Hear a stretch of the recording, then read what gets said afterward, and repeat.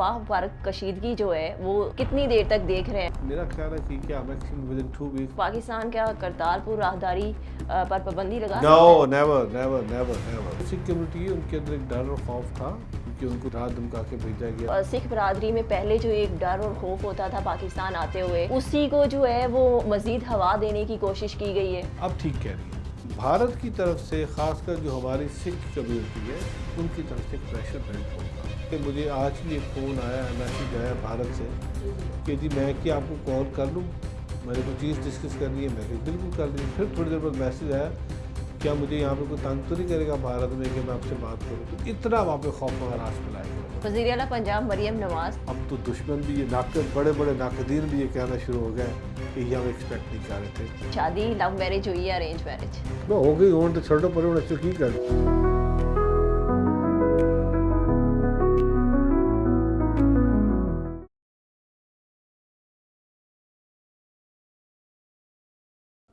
अस्सलाम वालेकुम, मैं हूँ सोबिया अशरफ। सोबिया अशरफ गपशप में आपको खुशामदीद कहते हैं।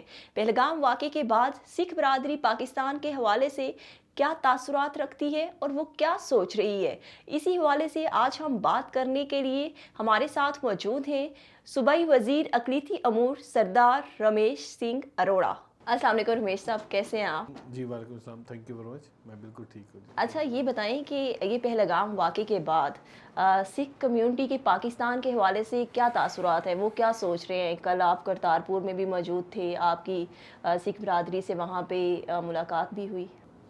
देखिए, एक तो पाकिस्तान ने भी इस वाक़े की मज़म्मत की है, फ़ॉरेन ऑफिस ने भी की है, बाकी भी हमारे जो पाकिस्तान की पॉलिटिकल लीडरशिप है और पाकिस्तान की आवाम ने भी इस वाक़े की मज़म्मत की है और दुख का और अफसोस का इज़हार किया है।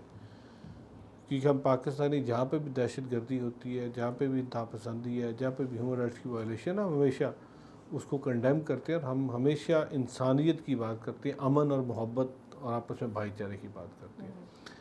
जहाँ तक पहलगाम वाक़े के बाद सिख कम्युनिटी की थोड़े से मैं कल मिला हूँ उनसे, वो डरे हुए थे, सहमे हुए थे और क्योंकि फ्यूचर की अनसर्टेनिटी थी, बिकॉज जिस तरीके से भारत का रिस्पॉन्स आया, विच इज़ जिस तरह फॉरेन मिनिस्टर भी कह रहे थे, नायब वज़ीर आज़म भी फरमा रहे थे कि थोड़ा सा इमेच्योर था, थोड़ा सा नहीं अच्छा खासा इमेच्योर था, बल्कि थोड़ा सा नहीं कहना चाहिए, अच्छा खासा इमेच्योर था। जिस तरीके का इमीडिएट उनका रिस्पॉन्स आया वो बड़ा इमेच्योर आया और this was not expected from them. But जो उनका मोदी सरकार का पिछले एक टेन्योर पिछला और फिर इस टेन्योर में जिस तरह के उनके कारनामे हैं, आप कुछ भी उनसे एक्सपेक्ट कर सकते हैं। तो कल जो सिख कम्युनिटी है उनके अंदर एक डर और खौफ था, क्योंकि उनको जब भेजा गया यहाँ पे तो मुझे लग रहा है उनको थोड़ा सा डरा धमका के भेजा गया कि फ़लाँ से बात नहीं करनी, धमका से बात नहीं करनी, कुछ लेके नहीं आना, क्या करने जा रहे हो, क्यों जा रहे हो, ब्ला ब्ला ब्ला, लॉट्स ऑफ क्वेश्चन जो करतारपुर से आए थे। तो वो करतारपुर जो बॉर्डर है वहाँ पे उन्हें रोक के ये इंस्ट्रक्शंस दी ये तो गई पहले या भी देखिए, ये this is not first time, ये तो उससे पहले भी उनको बड़ा जब भेजा जाता था तो उनको थोड़ा सा इस हवाले से हमें देखना भी होगा कि वो उनको डरा धमका के भेजते थे, हमेशा चीज़ों को रोकते थे। वो नहीं, क्योंकि आप देखें ना 5000 का MOU साइन है between India and Pakistan, but जो आने दिया जाता था 300 400 500 से ऊपर लोगों को आने नहीं दिया जाता। फिर आते हैं तो उनके अंदर एक हैरेस करके जब उनकी इंक्वायरी होती है तो उसमें तो हरास किया जाता है कि क्यों जा रहे हो, क्या मकसद है। वो कहते हैं मत्था टेकने जा रहे हैं, कोई दूसरी तीसरी चौथी दफ़ा आ रहा है तो उसको और ज़्यादा डराया धमकाया जाता है और फिर एक पाकिस्तान के बारे में नेगेटिव राय रखी जाती है। और ख़ासकर जो ये हुआ है ऑपरेशन, तो इसको क्या कहूँ, ये जो भी हुआ है फॉल्स फ्लैग, इस फॉल्स फ्लैग की आड़ में तो उनको और मौका मिल गया ना, क्योंकि ख़ुद उन्होंने एक ऐसा ड्रामा रचा के अब उनको और मौका मिल गया कि पाकिस्तान को बदनाम कर सके। सो ये सिख कम्युनिटी के अंदर कल थोड़ा सा डर था, लेकिन अभी तक करतारपुर साहब का लागा खुला हुआ है। हम जो पाकिस्तानी हैं, मैं आपके प्रोग्राम के तवसत से दुनिया भर में बसने वाले सिख को पैगाम देता हूँ कि पाकिस्तान की हुकूमत, पाकिस्तान की आवाम और पाकिस्तान का सिख भाईचारा हमेशा दुनिया भर से आने वाली सिख संगत को, चाहे वो करतारपुर साहब आ रही है, चाहे वो वाघा बॉर्डर के रास्ते पाकिस्तान तशरीफ़ ला रही है, वो हमारे माथे का झूमर है, हमारे सर का ताज है। और देखें, कल पाकिस्तान ने दोबारा फिर, कल जब हमारी कौमी सलामती कमेटी की मीटिंग हुई, हमने भी कुछ सख्त फैसले लिए, बिकॉज हम एक सॉवरेन कौम है, हमारी अपनी सॉवरेनिटी है, हमारा एक कौमी वकार है, हम उसको मजबूर नहीं होने देंगे। जहाँ पे बहुत सारे फैसले लिए गए, वहाँ पे जब सिख कम्युनिटी की बात आई तो वहाँ पे मेरी हुकूमत ने फिर क्या कहा, पाकिस्तान की रियासत ने, पाकिस्तान की हुकूमत ने कहा कि जो सिख यात्री पाकिस्तान तशरीफ़ लाएंगे उनको पाकिस्तान से वापस नहीं भेजा जाएगा, वो यहाँ पे रुक सकते हैं। ये तो क्या जो कल जो सिख यात्री आए हैं यहाँ पे अपनी मजहबी रस्मात के अदायगी के लिए, तो वो सारी तादाद मुकम्मल आई थी या उनमें से कम आई थी जिन लोगों ने आना था अच्छा, जो मामूल के करतारपुर मुताबिक? साहब मामूल के मुताबिक कोई 490 495 की लिस्ट थी और वो 333 आए, कुछ लोग नहीं आए। और ये क्योंकि अभी गर्मी है तो गर्मी में नंबर कम होता है, लेकिन इसकी एक पीछे वजह भी है कि बहुत सारों को या तो रोक दिया गया या इतना खौफ व हरास फैलाया गया। देखिए, मुझे आज भी एक फ़ोन आया, मैसेज आया भारत से कि जी मैं क्या आपको कॉल कर लूँ, मैंने कोई चीज़ डिस्कस करनी है। मैं कहा बिल्कुल कर लीजिए। फिर थोड़ी देर बाद मैसेज आया, क्या मुझे यहाँ पे कोई तंग तो नहीं करेगा भारत में कि मैं आपसे बात करूँ। तो इतना वहाँ पे खौफ व हरास फैलाया गया हुआ है, इतना लोगों को डरा धमकाया, तो खासकर सिख कम्युनिटी को, क्योंकि सिख की पाकिस्तान के साथ जो एक नेड़ता है, जो एक उनका नज़दीकी है, जो प्यार है, वो एग्जाम्पलरी है, वो दिल का रिश्ता है, वो दिल का रिश्ता है। तो सिख हमेशा पाकिस्तान की खैर खाई की दुआ मांगता है, सिख हमेशा पाकिस्तान की तरक्की और खुशहाली की दुआ मांगता है, चाहे वो सिख भारत में बैठा है, चाहे वो सिख यूके, यूएस, कनाडा में बैठा है, चाहे वो दुनिया के किसी भी कोने में बैठा है, वो हमेशा पाकिस्तान की सलामती की दुआ मांगे। क्यों? क्योंकि सिखिज़्म की बुनियाद पाकिस्तान में, सिखिज़्म की शुरुआत पाकिस्तान में, सिखिज़्म की गुरु नानक साहब की पैदाइश यहाँ पे हुई। सो सिख जो कहता है मेरा मक्का और मेरा मदीना पाकिस्तान में है, तो इसलिए सिख तो हमेशा पाकिस्तान की सलामती की दुआ मांगे। लेकिन जो मौजूदा सूरत हाल है, इस सूरत हाल में ऐसी सिचुएशन क्रिएट की गई कि सिख थोड़ा सा अपने आप को, उसके अंदर एक डर और खौफ है। नहीं, ऐसा तो नहीं कि वो सिख बरादरी में पहले जो एक डर और खौफ होता था पाकिस्तान आते हुए, वो करतारपुर राहदारी के मंसूबे के ज़रिए ख़त्म हुआ है तकरीबन, तो उसी को जो है वो मज़ीद हवा देने की कोशिश की गई है। अब ठीक कह रही है, क्योंकि देखें अभी जो बैसाखी का इवेंट गया, इसमें पाकिस्तान ने बहुत बड़ा एक इनिशिएटिव लिया। आज तक हम मैक्सिमम 3032 लोगों को वीज़ा देते थे। This is first time in the history कि 6700 लोगों को वीज़ा दिए गए, जिनमें से 5800 लोग वाघा के रास्ते 10 अप्रैल को तशरीफ़ लाए और 19 अप्रैल को वापस गए। मीडिया के दोस्तों ने उनको कवर किया and they were so happy and praising the Pakistan कि हमें पाकिस्तान में बहुत प्यार मिला, हमारा दिल नहीं कर रहा वापस जाने को, पाकिस्तान जिंदाबाद, पाकिस्तान के लिए बहुत सारी मोहब्बतें, पाकिस्तान सदा सलामत रहे, पाकिस्तान के लोग सदा सलामत रहे, ये वो जाते हुए ऐसे नारे लगा के गए। सर्टनली ये जो एक नरेटिव बिल्ड करता है भारत का मीडिया, भारत के इदारे, भारत की सरकार अगेंस्ट पाकिस्तान, उस नरेटिव को, पाकिस्तान की जो एक पॉजिटिव इमेज पेंट करने में उस नरेटिव को एक यहाँ से काउंटर मिला।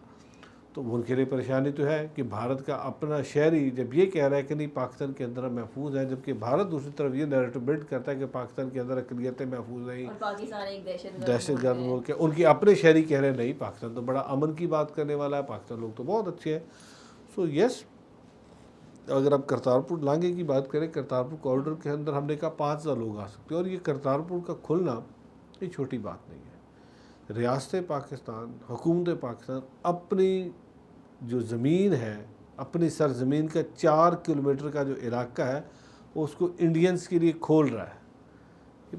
दिस इज़ इम्पॉसिबल कि आप एक ऐसी आपका नेबरिंग कंट्री जिसके साथ आपके ताल्लुकात ठीक नहीं है, उनके लोगों के लिए अपना 4 किलोमीटर रास्ता खोला है कि आप आएँ, अपनी मजहबी रसूमात अदा करें और वापस जाए।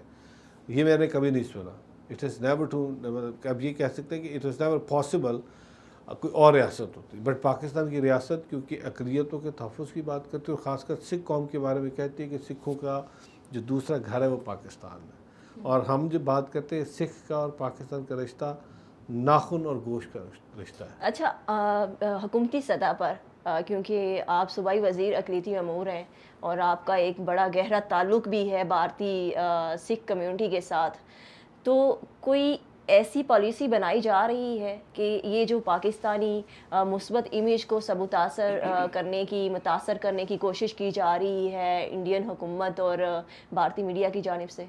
देखिए, ये तो कल हमारी कौमी सलामती कमेटी का इजलास हुआ। कौमी सलामती कमेटी के इजलास में बहुत सारे फैसले किए गए और फिर कौम सारी इकट्ठी है, यकजा है, तमाम पॉलिटिकल पार्टीज़ यकजा हैं। तब सब ने यक ज़बान होकर कहा जी कि हम अपनी हैसियत के इदारों के साथ, पाक फ़ौज के साथ, आर्मी चीफ के साथ, हुकूमत के साथ खड़े हैं एज़ लॉन्ग एज़ जब ये पाकिस्तान की सॉवरेनिटी की बात आएगी। और फिर पाकिस्तानी कौम का जो रिस्पॉन्स है, फिर जो मीडिया ने बड़ा सेंसिबली इस पूरे उसको टैकल किया और बड़ा पॉजिटिव तरीके से इसको लेके चला। मैं समझता हूँ कि इस वक्त हमें एक कौम बन होकर इसका जवाब देने की ज़रूरत है और ये एक बड़ा स्ट्रॉन्ग मैसेज चला गया भारत को कि अगर उन्होंने ये जो इंडस वाटर ट्रीटी की उसको सस्पेंड करने की बात की है या बॉर्डर्स को सस्पेंड करने की बात की है या दीगर जो हमारे ट्रीटीज़ हैं उनको सस्पेंड करने की बात की, तो इस पर पाकिस्तानी कौम, हुकूमत पाकिस्तान और रियासत पाकिस्तान भी मुतहरक हुई है और उनका भी जो जवाब है बड़ा टू द पॉइंट था और टाइमली था और मैं समझता हूँ ये बड़ा ज़रूरी है।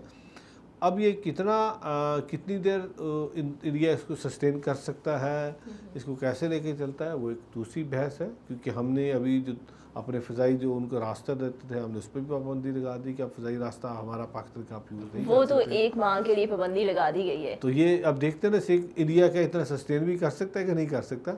So let's see. देखिए मुझे जो लग रहा है जी जी।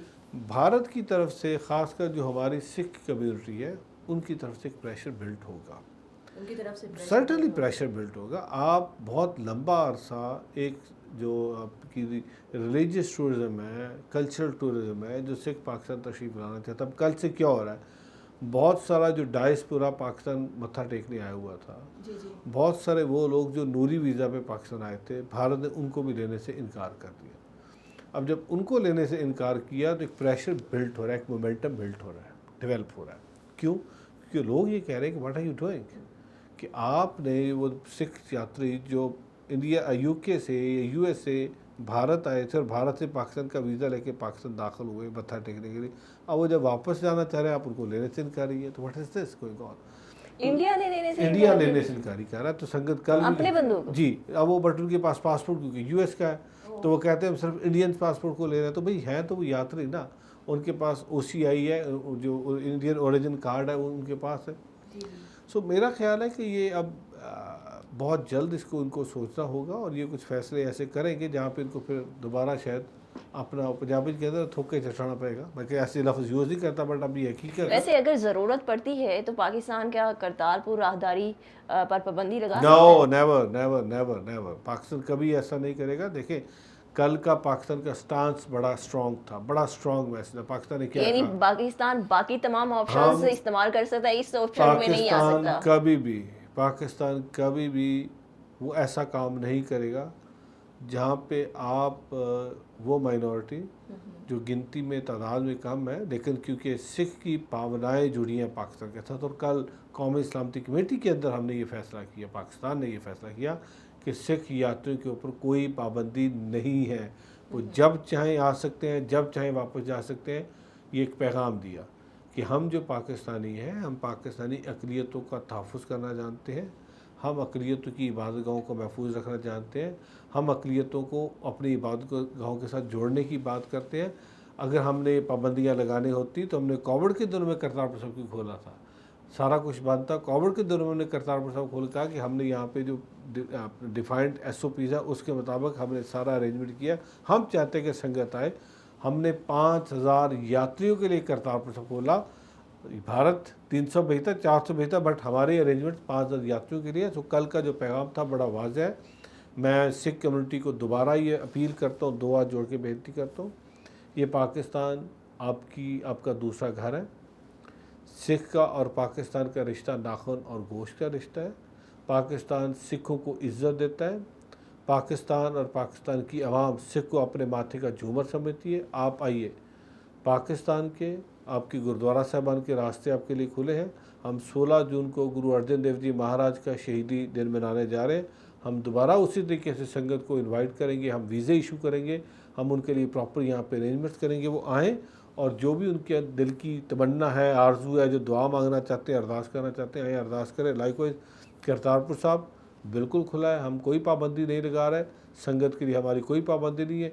As long as it comes to Sikh tourism, religious tourism, Sikh यात्री पाकिस्तान तशरीफ़ लाना चाहते हैं, पाकिस्तान उनको बिल्कुल हर तरीके से, हर हवाले से उनको सपोर्ट करें। ये तो बड़ी खुशाइन बात है। ये बताएं, आपने कहा कि आपको पाक मुबारक कशीदगी जो है वो सिख बरादरी की बदौलत इतनी देर लंबी चलती हुई नज़र नहीं आ रही। आप फिर कितनी देर तक देख रहे हैं? मैक्सिमम हफ्ता, 2 हफ्ते?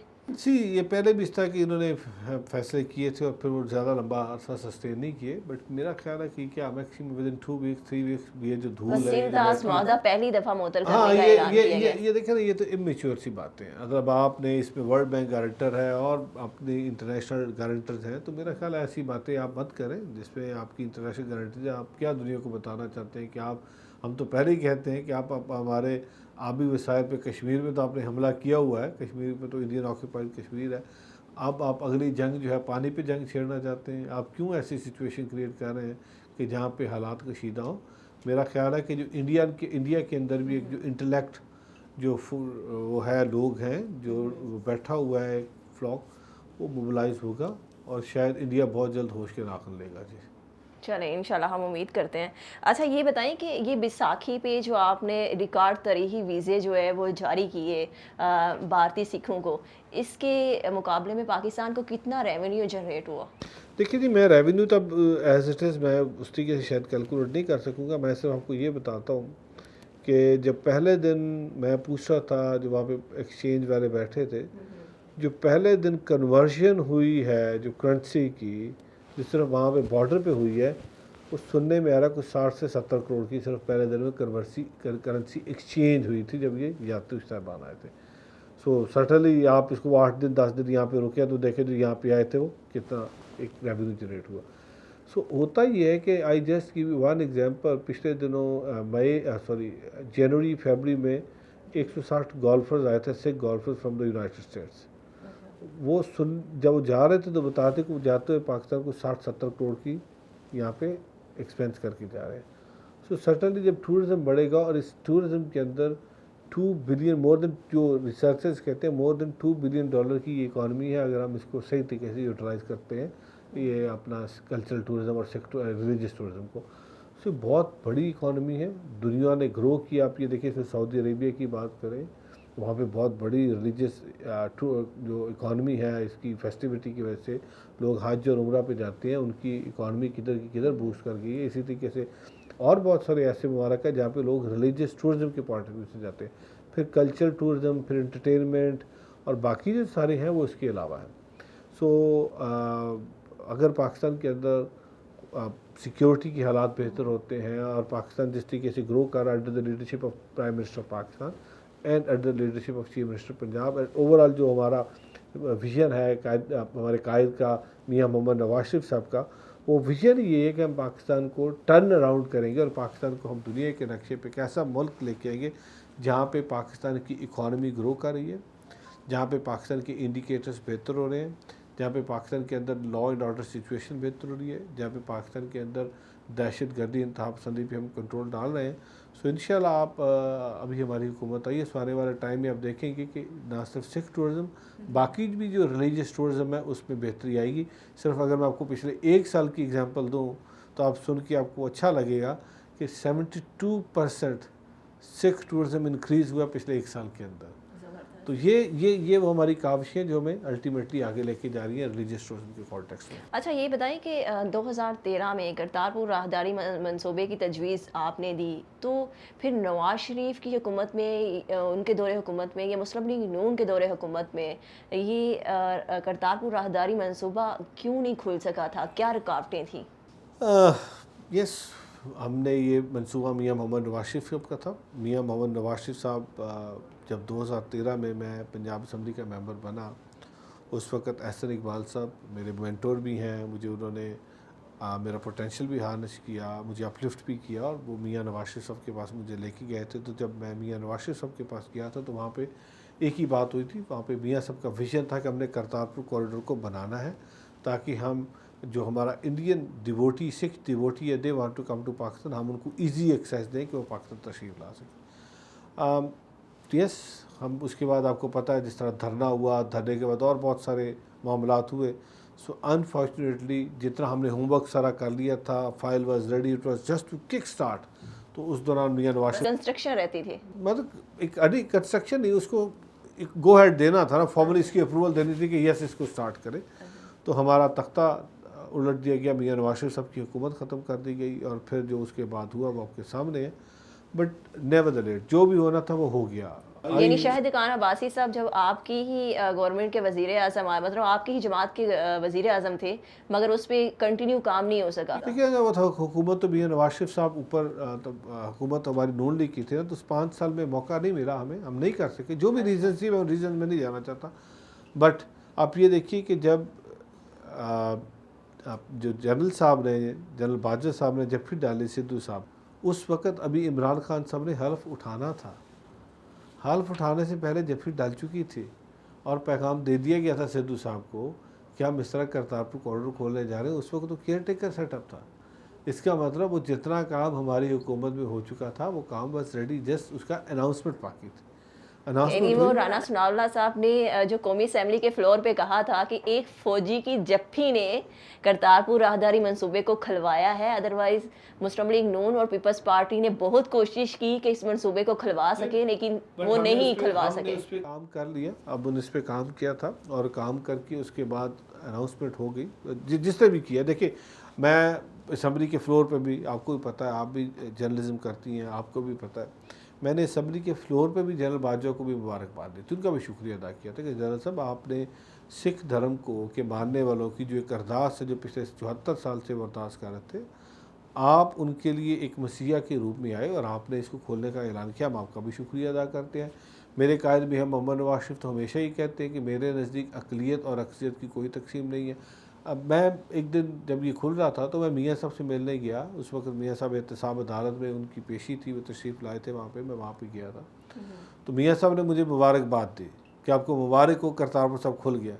तो मैंने कहा जी सर, आपकी बड़ी ख्वाहिश थी और आपकी बड़ी तमन्ना थी कि यह सेवा हम करें। तो मुझे पता मियाँ साहब ने क्या कहा, बड़ा आदमी हमेशा बड़ी बात करता है, वो कभी छोटी बात नहीं करता। मुझे कहते जिसने भी की ये सेवा, खुदा उसकी सेवा कबूल करे, लेकिन हमारी ख्वाहिश ये थी कि करतारपुर साहब का लांगा खोले ताकि संगत आए। आज संगत आ रही है, मेरे लिए भी अब दुआ करें। तो ये बड़ा आदमी, बड़ापन होता है। अच्छा, 2013 में तो आप पहली दफ़ा एमपीए बने थे, तो आपको ये सोच कैसे आई करतारपुर राहदारी मंसूबे के हवाले? मेरा ताल्लुक उसी इलाके से है, मेरी मैं उसी इलाके से वोटर भी हूँ और मैं उसी इलाके से एमपी भी हूँ, मिनिस्टर भी हूँ। तो मैं खुद अपनी आंखों से देखता था। हम अक्सर जाया करते थे वहाँ पे जो दर्शनी पॉइंट है, तो अक्सर संगत वहाँ पे खड़ी होकर अरदास करती है और रोज़ाना 200, 400, 500 संगत आती है और अरदास करती है कि हमें दर्शन देता रहे। फिर हर महीने एक बहुत बड़ा वहाँ पे समागम हो रहा होता है कि संगतें अरदास करती है। तो जो सिख कौम की अरदासें थी, जो 74 साल वो अरदासें करते रहे, आखिर वो अरदासें सुननी थी ना खुदा की ज़ात ने, तो वो अरदास सुनी गई और ये करतारपुर साहब का लांगा खुला।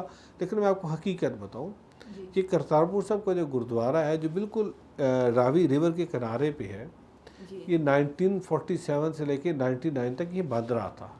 ये बंद था, नॉन ऑपरेशनल था और यहाँ पे उनकी रेंजर्स की एक पिकेट डेट हुआ करती थी, रेंजर के लोग बैठते थे वहाँ पे, एक कंपनी बैठती थी। 99 में ये पहली दफ़ा गुरुद्वारा ऑपरेशनल हुआ है और वो उस वक्त हुकूमत किसकी थी? मियाँ मोहम्मद नवाज शरीफ की। तो 99 में जब गुरुद्वारा पहली दफ़ा खुला था, उस वक्त भी हुकूमत मियाँ मोहम्मद नवाज शरीफ साहब की थी। बाकी जो गुरुद्वारे खुले, गुरुद्वारा सच्चा सौदा जो 1947 से लेके 1992, 93 तक बंद रहा था, जब ये खुला उस वक्त हुकूमत मियाँ मोहम्मद नवाज शरीफ साहब की थी। सो मियाँ नवाज शरीफ साहब तो हमेशा सिख कौम से प्यार करते रहे, सिख कौम से मोहब्बत करते हैं। सो 99 से लेके 2018 तक ये गुरुद्वारा ऑपरेशनल था, संगतें आती थी, हाँ, लेकिन उस स्केल पे नहीं था। अब ये गुरुद्वारा सब स्केल पे चला गया, अब कॉरिडोर बन गया, अब वो लोकल की बजाय अब इंटरनेशनल संगत वहाँ पे आती है। और मैं ये समझता हूँ ये पाकिस्तान का बहुत बड़ा जो कुशादा दिली कहते हैं अक़लियतों के लिए और अक़लियतों के वर्शिप प्लेसेस को प्रोटेक्शन देने की, उसकी ज़िंदा मिसाल है। आज वो करतारपुर साहब इंटरफेथ हामले की सबसे बड़ी एग्जाम्पल है। दुनिया भर का, चाहे उसका ताल्लुक किसी भी अकीदे से हो, किसी भी मज़हब से हो, किसी भी रंग से हो, किसी भी नस्ल से हो, वो आता है अपने अकीदे के तहत वहाँ पे दुआ मांगता है, मत्था टेकता है, पूजा करता है। अच्छा, पंजाब हुकूमत अब तक कितने गुरुद्वारे जो है वो बहाल कर चुकी है? देखिए जी, मैं आपको एक बात तो मैं शुक्रिया अदा करता हूँ अपने वज़ीर आला पंजाब का, क्योंकि वज़ीर आला पंजाब अक़लियतों के बारे में उनका बड़ा क्लियर स्टांस है। वो स्टांस ये कि अक़लियत मेरे सर का ताज है और ये कहने की हद तक नहीं, उन्होंने करके दिखाया। 6 से ज़्यादा मेरे अभी तक इवेंट्स हुए जिसमें चीफ़ मिनिस्टर खुद गई हैं। उन्होंने दिवाली खुद सेलिब्रेट की अपने चीफ़ मिनिस्टर ऑफिस में, बैसाखी सेलिब्रेट की, क्रिसमस सेलिब्रेट किया, ईस्टर सेलिब्रेट किया, होली हमने मिलकर सेलिब्रेट की। ये सारे वो मैसेज हैं जो अक़लियत को वो देते हैं। अभी सीएम साहबा ने एक डायरेक्शन दी है कि जो हमारे इस वक्त 26 गुरुद्वारे ऑपरेशनल है, मज़ीद 45 गुरुद्वारा साहबान के लिए under the leadership of senior minister Punjab उन्होंने एक ओवरऑल कमेटी कॉन्स्टिट्यूट की है, जिसका मैं भी एक सब कमेटी जो कि रिलीजियस टूरिज़म को देखती है उसको मैं खुद चेयर करता हूँ। हम मज़ीद 45 गुरुद्वारे हम उनकी फिजिबिलिटी बना रहे हैं, हम उनकी कंजर्वेशन प्रेजर्वेशन पे काम कर रहे हैं। सीएम का विजन है कि हमने पंजाब के अंदर जितना भी हमारा डिफरेंट रिलीजन का हेरिटेज मौजूद है, हमने उसकी कंजर्वेशन प्रेजर्वेशन करनी है ताकि हम दुनिया को बता सकें। जब हम अक़लियतों के हकूक़ की बात करते हैं, अक़लियतों को तहफ़्फ़ुज़ देने की बात करते हैं, उनके विरसे को संभालने की बात करते हैं, तो हुकूमत पंजाब 2 कदम आगे बढ़ के उस काम को करेगी। साबिक DG ISI जो थे जनाब फैज़ हमीद, उनके दौर में आपके इस्लामाबाद के घर में एक छापा पड़ा था, वो क्या माजरा है? उसको ज़रा आवाम के सामने बयान करें नज़र। वो मेरे ख्याल ऑलरेडी उस पर बड़े सारे कॉलम लिखे जा चुके हैं। मेरे ख्याल उसको बार बार हमने क्या करना, वो हो गया, वो हो गया, वो बस वो जो भी होना था वो हो गया। वो उस वक्त क्या आप उस वक्त घर पे मौजूद थे? मैं घर पे मौजूद नहीं था। वो जहाँ तक मुझे लग रहा है कि शायद वो मिसअंडरस्टैंडिंग थी और वो किसी और तरफ जाना था। वो शायद वो 256 था, दूसरा 265 था। तो उस वक्त जो उनकी रैकी शकी करने आए थे, वो उनसे रैकी गलत हुई और फिर बाद में उनको एहसास हुआ वो गलत घर में घुस गए। तो कोई ऐसा नहीं था कि उन्होंने मुझे टारगेट किया था। वो असल में उनकी जो कहते हैं ना पंजाबी, अक्सर हम कहते हैं इंटेलिजेंस फेलियर था, या जो रैकी करने वाले लोग आए थे वो थोड़े से नालायक थे। और वो इतने नालायक थे कि उनको ये नहीं पता लगा किस घर में घुस रहे हैं और कहाँ पे ऑपरेशन कर रहे हैं। सो बट उनको तो जिस उन्होंने कितनी देर ऑपरेशन किया, आपको कैसे पता चला? जितनी देर ऑपरेशन उन्होंने किया 15-20 मिनट लगे। तो मुझे फैमिली का फ़ोन आया कि इस तरह कुछ लोग आए हैं। जब वो चले गए तो मैंने कहा फिर क्या हुआ? कहती उन्होंने जब सारा करके जा रहे थे तो उन्होंने एक फ़लाँ बंदे का नाम लिया। तो हमने कहा ये तो उनका घर नहीं है। तो किसी ने कहा हम तो गलत घर में घुस गए हैं, चलो चलो चलो भाग चले, ये तो गलत हो गया। मैंने फिर उस वक्त के हमारे जो इंटीरियर मिनिस्टर थे चौधरी निसार साहब, मैंने चौधरी निसार साहब को ख़त लिखा। तो फिर सर्टनली वो, क्योंकि फिर जिस पे जो भी एक्शन हुआ था उस वक्त जो एक्शन हुआ था वो एक्शन हो भी गया था। कोई आपको अपॉलॉजी लेटर आया था या फिर आपको बुलाया गया था कि हम माजरत करते हैं? मैं भी इसी पाकिस्तान का शहरी हूँ, मेरे भी बड़े ज़ाहिर सी बात हम यहाँ पे रहते हैं। तो मुझे भी फिर फ़ोन आ गया था। अपोलोजाइज़ उन्होंने किया था, जिन्होंने अपोलोजाइज़ करना था उनकी गलती थी, उन्होंने अपोलोजाइज़ किया था। और जब एक गलती जो ऑपरेशन को लीड कर रहे थे उन्होंने माजरत की थी या फिर जनाब फैज़ हमीद ने की थी? जिन्होंने करनी थी कर ली, उन्होंने अपना गलती मान। देखे या तो कि किसी ने जानबूझ की, क्योंकि किसी ने जानबूझ के नहीं किया था, उनकी एक गलती थी और वो इसमें कोई शक नहीं कि उसकी वजह से विद इन द सोसाइटी एक बड़ा एक अजीब सा मैसेज गया कि आपके घर के बाहर 3 गाड़ियाँ सुबह 4 बजे आई हों, रेंजर्स से खाकी वर्दियों में मलबूस लोग आए, दीवारें फैला के दरवाजे तोड़ के अंदर चले जाएं और फिर बच्चों को, ख़वातीन को हरासा करें। ये सोचने की ज़रूरत है और हमारे ये जो इदारे हैं उन इदारों को, इन लोगों को प्रॉपर ट्रेन करने की ज़रूरत है कि वो ऐसा ना करें। खुदा न खास्ता आगे से कोई ऐसा वाक़या हो जाता, कोई एक आधा हमारी तरफ से कोई जिस तरीके से, क्योंकि उन्होंने नकाब पहने हुए थे, सारा कुछ किया था, कुछ भी हो सकता है। तो मेरे ख्याल में नहीं होना चाहिए था, बट हो गया। मैं इसको समझता हूँ कि ये गलती थी उनसे। उस वक्त ये जब कर रहे थे एक हो गया, मतलब उनसे रैकी करते हुए या जो भी करने जा रहे थे हुआ। तो फिर अगले ही दिन मुझे उनका फ़ोन आ गया था, उन्होंने अपोलोजाइज़ कर लिया था। बचपन से शौक था या किसी को देख के आया कि मिनोरिटी से पहले कोई नहीं है तो मुझे सियासत में जाना? प्रोफेशन, क्योंकि मैं सोशल रिफॉर्मिस्ट हूँ। I been working with the development sector और मैंने ग्रास रूट लेवल की जो ऑर्गेनाइजेशंस हैं उनके साथ, vulnerable state of the society के साथ, मार्जिनल ग्रुप के साथ मैंने काम किया, पॉवर्टी एलिविएशन पे बड़ा काम किया।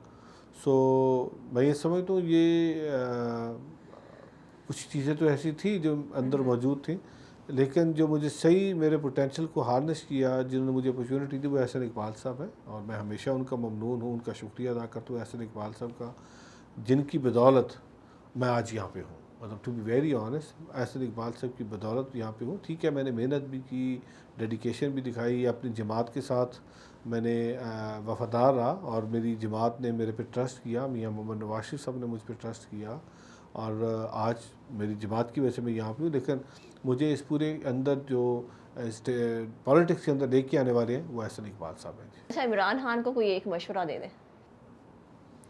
इमरान खान के लिए तो बहुत सारे मशवरे हैं। वो किसी का मशवरा सुनता है, वो उसका वो मशवरे सुनने वाला नहीं है। वो वो कंटेनर से नीचे उतर आए। उनको एक मशवरा जो है ना, वो जो कंटेनर पे चढ़ा हुआ है ना, जब वज़ीर आज़म तो तब भी कंटेनर पे था, जब वो लीडर ऑफ द अपोजिशन तो खैर क्या थे, जब अपोजिशन में थे तब भी कंटेनर पे थे।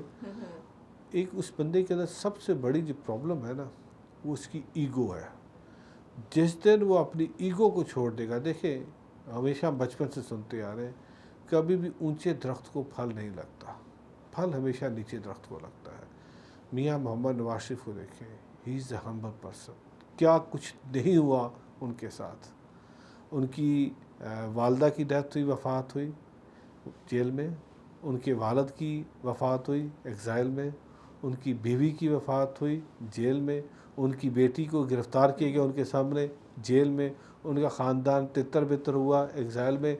लेकिन उस बंदे ने क्या कहा, मैंने अपना फ़ैसला खुदा की अदालत में छोड़ा है।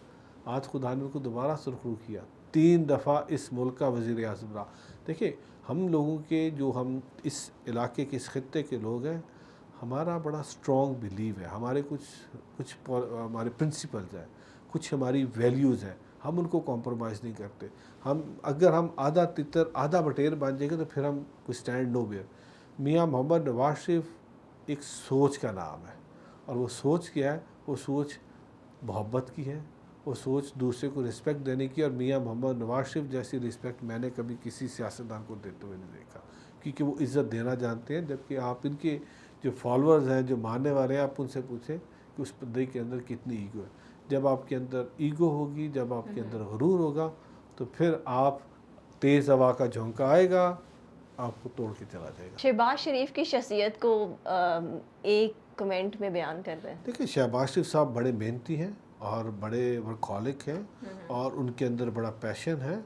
और एक चीज़ जो उनकी बहुत अच्छी है, वो मेरिट को बड़ा स्ट्रिक्टली इन्फोर्स करते हैं, इसको फॉलो करते हैं। और मैं समझता हूँ शहबाज साहब इस वक्त जिस तरीके से परफॉर्म कर रहे हैं उधर फेडरल उस गवर्नमेंट के अंदर, और जिस तरीके से मुल्क को तबाही के धाने से वापस मोड़ा, मुल्क डिफ़ॉल्ट हो रहा था, और जिस तरीके से अफ़हाम व तफ़हीम के साथ वो हुकूमत चला रहे हैं, बहुत मुश्किल फ़ैसले करने पड़ते हैं। बहुत दफ़ा आपको समटाइम बंदा फेड अप हो जाता है, लेकिन वो खंदा पेशानी के साथ, बड़ी मुस्कुराहट के साथ चला रहे हैं। मैंने उनके साथ 5 साल काम किया है, मेरे वो वज़ीर आला पंजाब रहे हैं। बहुत सारी कमेटीज़ में मैं ख़ुद उनके साथ जाकर बैठता था।